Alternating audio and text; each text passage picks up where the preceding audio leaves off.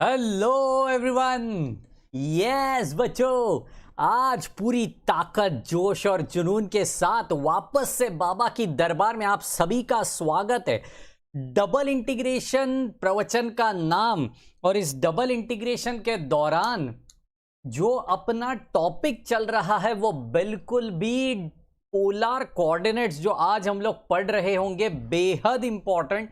क्योंकि काफी लोगों को ये पार्ट, स्पेशली जो लेक्चर्स चलते रहते अपने कॉलेज के, जो प्राइवेट ट्यूशंस के, नहीं पल्ले पड़ता। बाबा जी की दरबार में गारंटी है ये पोलर कोऑर्डिनेट्स बिल्कुल कॉन्सेप्ट के साथ तगड़ा करके सिखाऊंगा। तो चलिए, पूरी ताकत जोश और जुनून के साथ मुझे चाहिए होगा आप सभी की तरफ से यो यो। फटाफट से in the comment section I want yo yo from everyone. और शुरुआत करेंगे इस सेशन को आपके लाइक के साथ, आपके फटाफट केयरिंग के साथ। आपके केयरिंग मतलब आपके शेयरिंग के साथ, एंड पकड़ पकड़ के लोगों से सब्सक्राइब कराइए, क्योंकि खतरनाक वाला पार्ट अपने चैनल के ऊपर शुरू हो चुका है। हर दिन शॉर्ट्स डाल रहा हूं अपने पर्टिकुलर इंजीनियरिंग के सेम 2 के टॉपिक्स पूरे ऑलमोस्ट कंप्लीट होने को आए हैं। तो जनाब फटाफट से, देरी किस बात की, पकड़ पकड़ गया ना, कैसे पकड़ पकड़ के लोगों से सब्सक्राइब कराइए। एंड शुरू करने जा रहे हैं पोलर कोऑर्डिनेट्स की ओर। क्या होते हैं पोलर कोऑर्डिनेट्स, फिर इसके पहले जो देखा वो क्या था सर, सब बताऊंगा, सब बताऊंगा। बिल्कुल कंसंट्रेशन के साथ नोटबुक और पेन लेके बैठना, ऐवी बैठना मत। यहाँ पे कोई प्रवचन नहीं चल रहा है। बाबा जरूर कहता है, लेकिन ये बाबा कौन सा है? कम ऑन, मैथ्स का बाबा है। इसके यहाँ पे बिल्कुल नोटबुक और पेन की जरूरत होगी आपको। हाँ जी, चलिए चलिए, एब्सोल्युटली एब्सोल्युटली, होपफुली मेरी आवाज बिल्कुल क्लियर है। तो चलिए शुरुआत कर रहे होंगे हम, हेडिंग डाल रहे होंगे कदम कदम। पोलर कोऑर्डिनेट्स क्या होते हैं? पोलर कोऑर्डिनेट्स, अच्छा, सिंपल, नाम से ही झलक रहा है जिसका काम। ओहो, नाम से ही झलक रहा है जिसका काम। बोलिए जय सिया राम, बोलिए जय सिया राम। क्या होता है पोलर कोऑर्डिनेट्स यार? पोलर मतलब पोल के अनुसार जो कोऑर्डिनेट्स बनाए जाते हैं उसे कहते हैं पोलर कोऑर्डिनेट्स। आप बोलोगे सर ये क्या कह रहे हो? देखो, पोल कैसे होता है, it's an cylindrical shape, right जी। ये एक पोल है, सपोज ये एक पोल है, तो it's an cylindrical shape, right. तो ये सिलेंड्रिकल शेप में होता है, तो जाहिर सी बात है सिलेंड्रिकल शेप है तो उसको क्या होनी चाहिए? आर होनी चाहिए। उस पोल के अनुसार वो आर मतलब रेडियस होती है, लेकिन अपने कोऑर्डिनेट्स के अनुसार वो आर मतलब होता है मैग्नीट्यूड। वो आर मतलब क्या होता है? मैग्नीट्यूड होता है। अब ये पोल का तो आर तो मैंने निकाल लिया, लेकिन इस आर के अनुसार कुछ ना कुछ डायरेक्शन से वो घूमेगा। डायरेक्शन आ गया मतलब जनाब वहां पे क्या आ गया? थीटा आ गया। थीटा मतलब यहां पे पोल के अनुसार डायरेक्शन है, लेकिन अपने पोलर कोऑर्डिनेट्स में उसे कहा जाता है आर्ग्यूमेंट। तो मतलब आर मतलब मैग्नीट्यूड, थीटा मतलब आर्ग्यूमेंट। समझ पड़ रहा है? तो अभी आप कहोगे ये तो सर सब कुछ ठीक है, डबल इंटीग्रेशन में इसका यूज कैसे करना है ये थोड़ा बता ही दो हमें। ठीक है, so what is the difference between the coordinates? तो पहले जो कोऑर्डिनेट्स किए थे और आज जो कोऑर्डिनेट्स कर रहे हैं, दोनों में डिफरेंस क्या है? तो सबसे पहली चीज यहां पे ध्यान से देखना, जो पहले कोऑर्डिनेट्स हमने किए थे वो सारे के सारे कोऑर्डिनेट्स कौन से थे? Cartesian coordinates. Cartesian coordinates, Cartesian बोलेगा तो they are in terms of X and Y, they are in terms of X and Y. And now we are doing the sums in the format or in the form that is polar coordinates. These sums are in the format that is r and theta. r and theta, r को मैंने क्या कहा? Magnitude. And theta को मैंने क्या कहा? Absolutely argument, right जी, बिल्कुल। सभी को हाय हेलो, सभी को हाय हेलो। बिल्कुल नोटबुक और पेन लेके बैठना यार, सभी के messages I can read it out. मुझे यो यो चाहिए, जरूर जरूर कमेंट सेक्शन में पूरी ताकत। ठीक है जी, चलिए किस तरीके से ये कोऑर्डिनेट्स को दिखाया जाता है, I just want to tell you, please concentrate. ठीक है, दोनों का जो दो इंटीग्रेशन है, हम लोग क्या निकालते? ए निकालते। ए स्टैंड फॉर एरिया। ए मतलब क्या होता है? एरिया होता है। तो ठीक है, F of R comma theta, बिल्कुल बिल्कुल बिल्कुल, बिल्कुल, रोहित जी कह रहे हैं गेट का लेक्चर नहीं हुआ। ज़रूर, गेट का लेक्चर पिछले ये हफ्ते में नहीं हुआ बिकॉज मैंने पहले ही कहा था मेरा तबीयत थोड़े नासाज है। इसके लिए मैं ये 10 बजे का स्लॉट भी है ना, मैं ये 1-2 दिन नहीं लेने वाला था बिकॉज तबीयत नासाज है।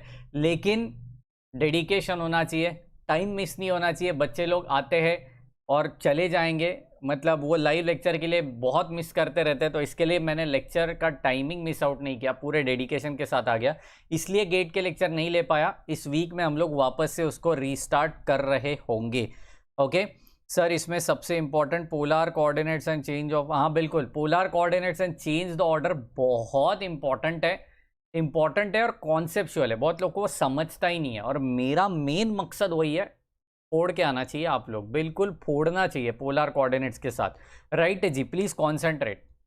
तो ये F of R comma theta, मतलब अपन क्या लिखते हैं, F of X comma Y, किसके लिए, कार्टेशियन कोऑर्डिनेट्स के लिए। अभी हम लोग क्या लिख रहे हैं, आर कॉमा थीटा लिख रहे हैं, मतलब ये किसके लिए, एब्सोल्युटली पोलर कोऑर्डिनेट्स के लिए। तो यहाँ पे क्या होना चाहिए, डी ए होना चाहिए। ए stands for area, that is change in area.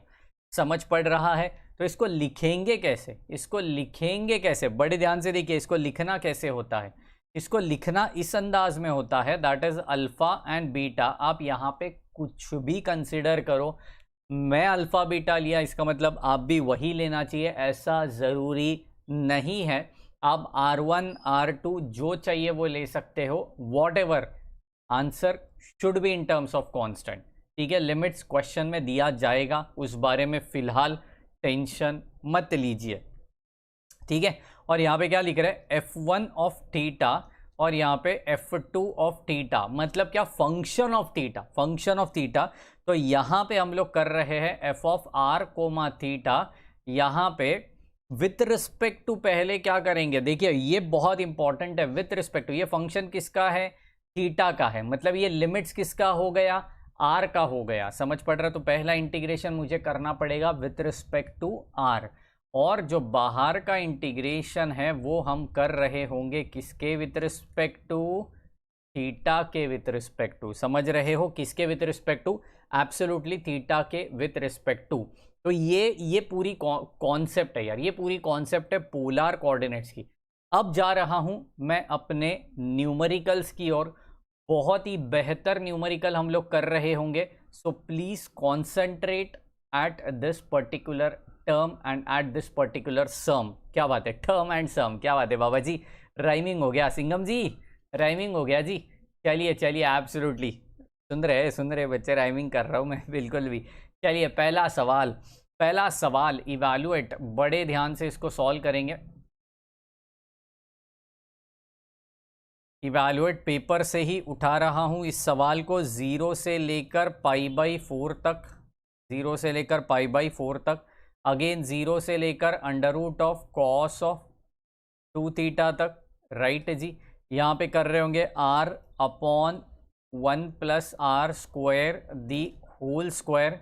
Great जी, और यहाँ पे dr और यहाँ पे d थीटा। क्या बात है यार, क्या बात है, एब्सोल्युटली यहाँ पे बहुत मज़ा आएगा, बहुत ही ज़्यादा मज़ा आएगा। प्लीज़ कॉन्सेंट्रेट, फटाफट से एवरीवन मच गया शोर चारों ओर। ओके, बिल्कुल यहाँ पे ध्यान देना। यहाँ पे सबसे पहले मैं इंटीग्रेशन को लिखना चाहता हूँ।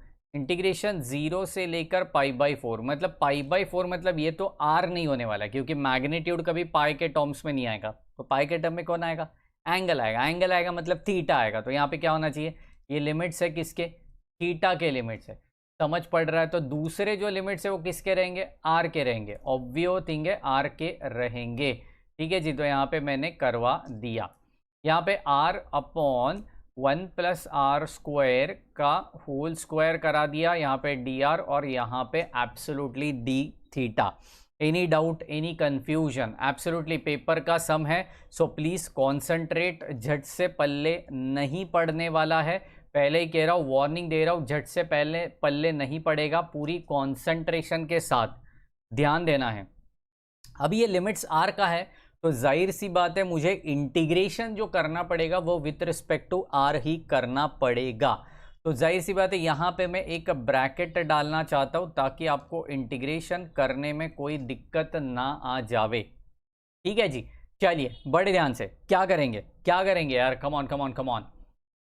यस, बिल्कुल सही पकड़े हो, बिल्कुल।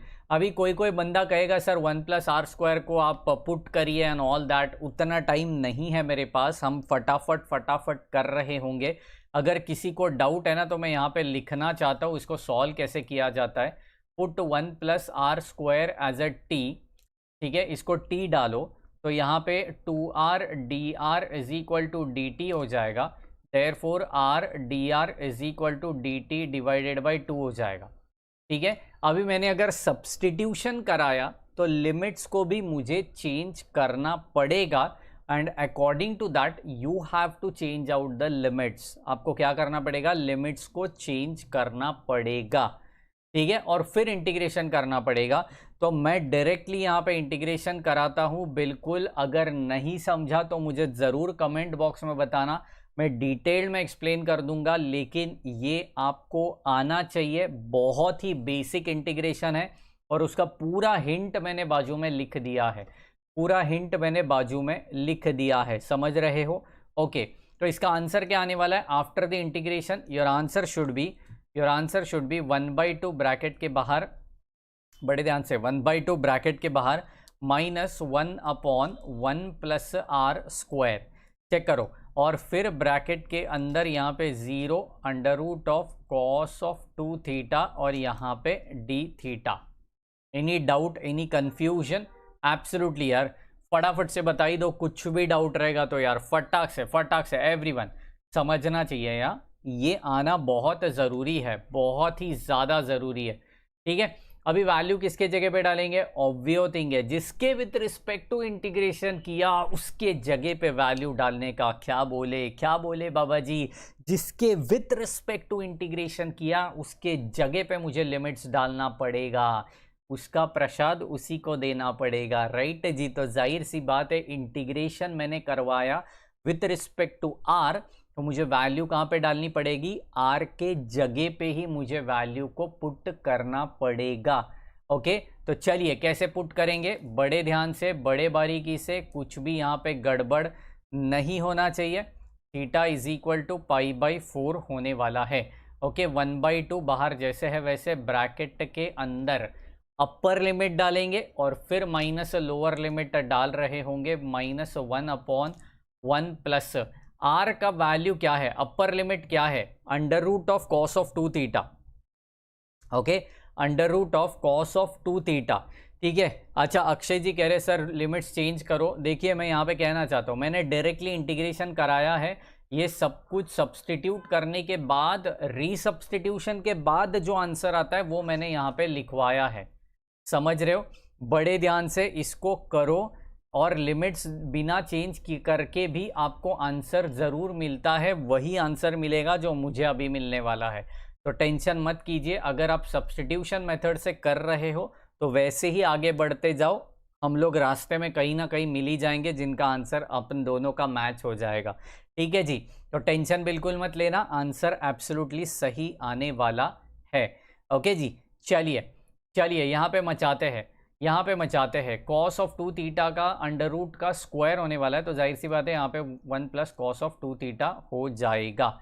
Okay, bracket completed. Shraddha ji कह रहे सर एक बार सॉल्व करो, बिल्कुल एक बार सॉल्व करते हैं श्रद्धा जी। इसको पहले upper limit minus lower limit करा देता हूँ, फिर वो स्टेप मैं आपको दिखा देता हूँ।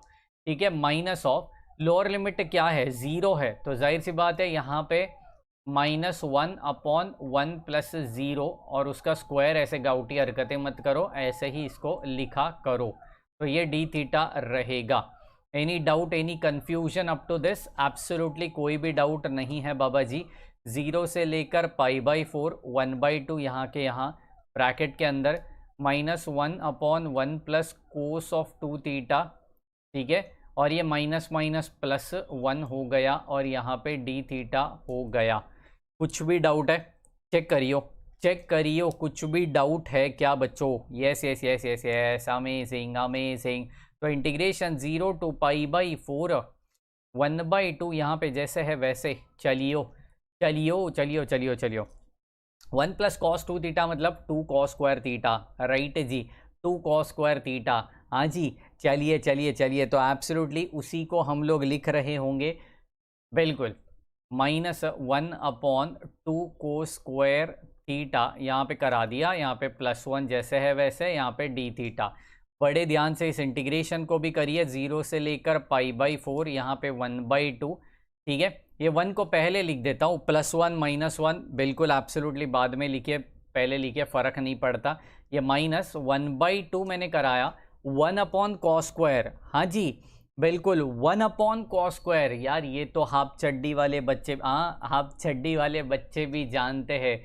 1/cos² is nothing but sec², तो यहाँ पे sec² थीटा बन गया, ब्रैकेट को कंप्लीट कराया और यहाँ पे डी थीटा मुझे मिल चुका है। क्या मैं अभी इंटीग्रेशन डायरेक्टली कर सकता हूँ? sec² का इंटीग्रेशन मुझे पता है क्या? एब्सोल्युटली पता है। कम ऑन, tan थीटा का डेरिवेटिव, कम ऑन मेरे साथ बोलेगा, बच्चा बच्चा बोलेगा, tan थीटा का डेरिवेटिव sec² थीटा। तो उल्टा सोचिए, sec² थीटा का इंटीग्रेशन, ओए बल्ले बल्ले जी, tan थीटा हो गया जी। क्या बात है, क्या बात है। चलिए चलिए बाबा जी, कृपा हो गई, कृपा हो गई। 1/2 को मैंने निकाल दिया एब्सोल्युटली बाहर, 1/2 को बाहर निकाल दिया, ब्रैकेट के अंदर इंटीग्रेशन को सेपरेट कराया। इंटीग्रेशन 0 से लेकर π/4, यहाँ पे 1 कराया, डी थीटा -1/2 को यहाँ से बाहर निकाला, 0 से लेकर π/4 और यहाँ पे sec² थीटा डी थीटा। देखो, जिनको डायरेक्टली इंटीग्रेशन नहीं आता उनके लिए एक सजेशन देना चाहता हूँ, एब्सोल्युटली आप इंटीग्रेशन को सेपरेट करिए, सेपरेट करके फिर सॉल्व करिए, मज़ा आ जाएगा, समझ रहे हो? एब्सोल्यूट मज़ा आ जाएगा। तो यहाँ पे 1/2 ब्रैकेट के अंदर integration of 1 with respect to theta, तो जाहिर सी बात है यहाँ पे थीटा आने वाला है, -1/2 यहाँ पे tan थीटा आने वाला है। आप कहोगे बाबा जी लिमिट्स कहाँ पे गया? दोनों का लिमिट सेम है, तो मैं उनको कॉमन निकाल के होल ब्रैकेट के ऊपर लगा देता हूँ। Any doubt, any confusion? Absolutely. तो यहाँ पे 1/2 हो गया, यहाँ पे डाला मैंने π/4, थीटा के जगह पे अपर लिमिट डाला। चलिए अपर लिमिट डाला, -1/2 tan ऑफ π/4 और लोअर लिमिट 0 - tan 0। tan 0 भी तो 0 होता है, तो वो तो कंप्लीट 0 हो गया। तो लोअर लिमिट नहीं भी लिखा तो भी फ़र्क नहीं पड़ता, आंसर आपको मिलने ही वाला है। ठीक है, तो यहाँ पे π/4, ठीक है, माइनस tan π/4, tan 45। ये तो बचपन में बताया गया था। हाँ वही बचपन, छोटी चड्डी पहनते थे, बड़ी शरारत करते थे, लॉलीपॉप को खाते थे, तभी पढ़े थे tan ऑफ π/4 कितना होते थे? tan ऑफ π/4 1 होते थे। तो जाहिर सी बात है यहाँ पे 1/2 हो गया। फाइनल आंसर बिल्कुल बारीकी से और परफेक्टली मुझे मिल चुका है, π/8 -1/4। क्या बात है, absolutely. Any doubt, any confusion, please let me know in the comment section. और अगर पूरा समझा है तो योयो की बाढ़ आनी चाहिए मेरे यहाँ पे। Come on come on come on, बारिश नहीं चाहिए मुझे, बाढ़ चाहिए। कम ऑन, योयो की बाढ़ चाहिए in the comment section. Everyone everyone in the comment section यार, फटाफट मचा दो, फटाफट मचा दो। कम ऑन एवरीवन, एवरीवन यार, come on come on come on. Perfect है यार, परफेक्ट है।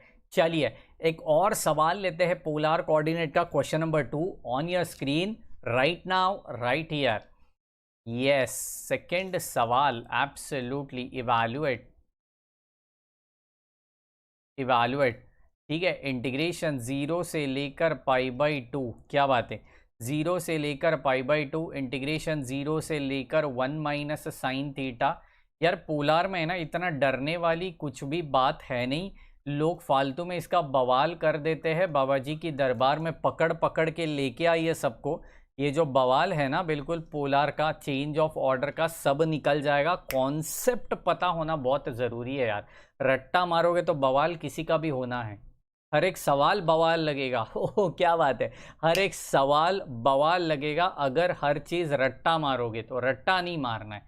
हाँ जी, चलिए चलिए, एब्सोल्युटली इस क्वेश्चन के ऊपर बड़े ध्यान से देखते हैं। I = इंटीग्रेशन, ऑब्वियो है ये थीटा का ही रहेगा, थीटा = 0 to π/2, ये सारी चीज़ें r की रहेगी, r = 0, r = 1 - sin थीटा। ठीक है, यहाँ पे r² cos थीटा dr और यहाँ पे d थीटा। समझ पड़ रहा है? पहला ब्रैकेट यहाँ पे लगा दिया, इंटीग्रेशन मुझे करना है विथ रिस्पेक्ट टू आर, इसके विथ रिस्पेक्ट टू आर करना है। तो चलिए आर के विथ रिस्पेक्ट टू इंटीग्रेशन करना है, तो बात ही खत्म हो गई जनाब यहाँ पे। तो इंटीग्रेशन 0 to π/2 हो गया, ठीक है। कोस थीटा को मैंने यहाँ पे करा दिया, आर स्क्वायर का इंटीग्रेशन r³/3 होना है, यहाँ पे 0 1 माइनस साइन थीटा होना है, और यहाँ पे एब्सोल्युटली डी थीटा बचेगा, क्योंकि मैंने इंटीग्रेशन कराया विथ रिस्पेक्ट टू आर। अभी तक मैंने विथ रिस्पेक्ट टू थीटा को हाथ नहीं लगाया है, समझ पड़ रहा है। चलिए, तो इस 1/3 की कुछ यहाँ पे काम धंधा है नहीं, उसको बाहर निकाल दिया। इंटीग्रेशन 0 to π/2, कोस थीटा जैसे वैसे रखा, यहाँ पे 1 minus sine theta the whole cube होने वाला है, 0 का क्यूब। गाउटी हरकतें करा दोगे तो सीधी बात, नो बकवास, बाबा जी गुस्सा हो जाएंगे, राइट है जी। तो 0 का क्यूब वगैरह ऐसे गाउटी हरकतें मत करो, उसको जैसे वैसे ही लिखा करो। हाँ जी बिल्कुल, यहाँ तक समझ पड़ा है।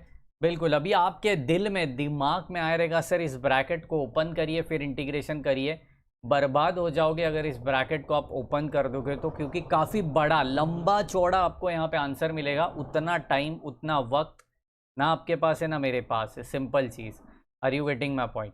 ठीक है, तो यहाँ पे करना क्या है, खतरनाक टर्म क्या लग रही है मुझे, 1 minus sine theta the whole cube, वो चीज़ मुझे थोड़ी खतरनाक लग रही है, राइट जी। तो हम लोग एक काम करते हैं, जो खतरनाक लग रहा है, जो तकलीफ दे रहा है, मैंने पहले ही कहा था जिंदगी और मैथ्स में कई सारे सिमिलैरिटी है।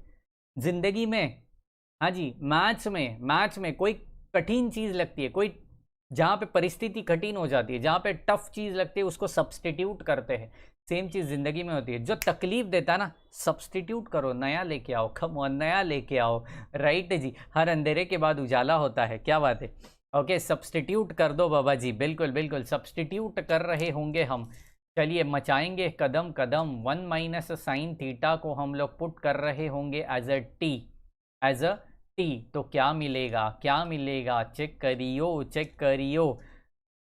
Yes, minus of cos theta D theta is equal to D T. Therefore यहाँ पे क्या मिलेगा, cos theta D theta is equal to minus of D T. ठीक है, अभी लिमिट्स को चेंज करते हैं। When theta is equal to, check करो पहला लिमिट क्या है, 0 है, थीटा 0 है, तो यहाँ पे डालने का रहता है, जो मेन सब्सटीट्यूशन है ना वहाँ पे डालने का। इधर उधर भटक मत जाओ, समझ रहे हो, इधर उधर भटकोगे ना तो बर्बाद हो जाओगे। ठीक है, सीधे रास्ते पे चलो, बाबा जी बोल रहे वहाँ पे चलो। तो थीटा इज इक्वल टू 0 हो गया, यहाँ पे डाला 0, साइन 0 0, तो 1 माइनस 0 1 होता है, तो टी की वैल्यू आ गई 1। ठीक है, when theta is equal to π/4, तो साइन π/4 कितना होता है, साइन π/4 कितना होता है जनाब बताइए। अच्छा, लिमिट क्या है, π/2 है क्या? हाँ, π/2 है जनाब, वही π/2 है। चलिए, तो साइन π/2 कितना होता है, साइन 90 1 होता है, तो 1 माइनस 1 0 हो गया, तो टी का आंसर आ गया 0। यहाँ तक पल्ले पड़ा, तो मेरा इंटीग्रेशन क्या बना बाबा जी, integration t is equal to, देखिए लिखते वक्त बहुत लोग इसको 0 to 1 लिखते हैं, गलत हो जाएगा। Lower limit is 1, upper limit is 0, तो यहाँ पे 1 to 0 आपको लिखना पड़ेगा। अगर आप 0 to 1 लिखते हो तो बर्बाद हो जाओगे, समझ जाना क्या बोल रहा हूँ मैं, सीधी बात, नो बकवास, बर्बाद हो जाओगे। गलत नहीं होता मैथ्स में इंसान बर्बाद होता है, राइट है जी। चलिए, तो कॉस थीटा डी थीटा को माइनस से डी टी डालेंगे और 1 माइनस साइन थीटा को टी डालेंगे, तो ये टी का क्यूब बनेगा और यहाँ पे माइनस ऑफ डी टी बनेगा। ठीक है, तो माइनस को निकाल दिया बाहर, इंटीग्रेशन कराया टी का, टी क्यूब का, तो टी रेज टू 4/4 हो गया। यहाँ पे हो जाएगा 1 to 0। चलिए लिमिट्स डालेंगे, माइनस ऑफ 1/4 को बाहर निकाला, upper limit is 0, lower limit is 1, 1 raise to 4 1 होता है, 0 रेज टू 4 अब एक गाउटी 0 होता है, राइट है जी। ठीक है, एब्सोल्युटली। तो यहाँ पे आंसर क्या आ गया, बिल्कुल सही पकड़े हो, बिल्कुल। और 1/3 जो बाहर 1/3 मैंने रखा था उसको भूल कैसे सकता हूँ यार मैं, तो ये 1/3 यहाँ पे आने ही वाला है, यहाँ पे 1/3, यहाँ पे 4 into 3 करा दूंगा, तो जाहिर सी बात है मेरा आंसर आ गया i is equal to 1/12 positive, क्योंकि माइनस माइनस प्लस हो गया, तो i is equal to 1/12। Please tell me in the comment section, क्या आपको ये सम समझा पूरी ताकत के साथ। अगर यहाँ पे आप 0 to 1 लिमिट्स लेते तो आंसर नेगेटिव में आता और एरिया कभी भी नेगेटिव में नहीं होता। ये हाफ चड्डी वाले बच्चों को भी पता है। कम ऑन, आप तो बड़े बच्चे हो चुके हो अभी। कम ऑन, ऐसी हरकतें बिल्कुल ना करो। मुझे चाहिए यो यो इन दी कमेंट सेक्शन। एवरीवन यार, कम ऑन, पूरी ताकत के साथ मुझे यो यो चाहिए होगा।